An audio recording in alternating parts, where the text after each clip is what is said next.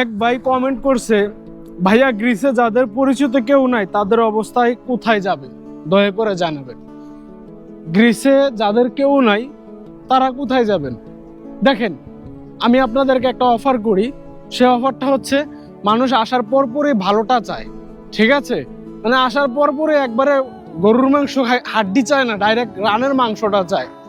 ওই যে আপনার কি বলে, ওটার কথা আমি ভুলে গেছি, ওই মাংসটা চায়। দেখেন, ইউরোপের দেশ গ্রিসে যদি আপনি আসার পরে আসেন, আপনার কেউ নাই, ওই ব্যাপারটাতে আমি বলছি যে আমি আছি। কিন্তু কিভাবে আসেন একটু জানি। সেটা হচ্ছে, আপনি যদি গ্রিসে আসার পরে কোনো কাজ টাজ না পান, কেউ নাই, সেক্ষেত্রে আমি আপনাকে এগ্রিকালচার কাজ দিয়ে দিব। এটা আমি অনেক ভিডিওতে বলছি, কিন্তু তারপরে মানুষ আমাকে ভুল বুঝে।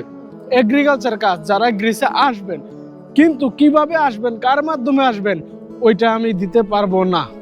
গ্রিসে আসার পরে যত প্রকার হেল্প লাগে তত প্রকার হেল্প করার চেষ্টা করব, ইনশাল্লাহ করতেও পারবো, ঠিক আছে? যতটুকু আপনার বৈধ পথে কিংবা বৈধ ওয়েতে যত কিছু আছে সবকিছু চেষ্টা করতে পারবো, কোনো প্রকার দালাল, কোনো প্রকার তৃতীয় মাধ্যম ছাড়া। আমি নিজে এগুলো আপনাদেরকে অফিসে গিয়ে গিয়ে করে দেব। কিন্তু আপনাকে যদি গ্রিসের পরিচিত কেউ না থাকে আপনাদের, তখন আমার সাথে যোগাযোগ করবেন, আমি ইনশাল্লাহ আপনাদেরকে এগ্রিকালচার কাজ দিয়ে দিব।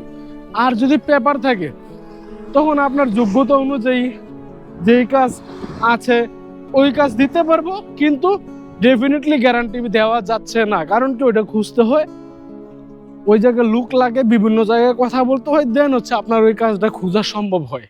দ্যাটস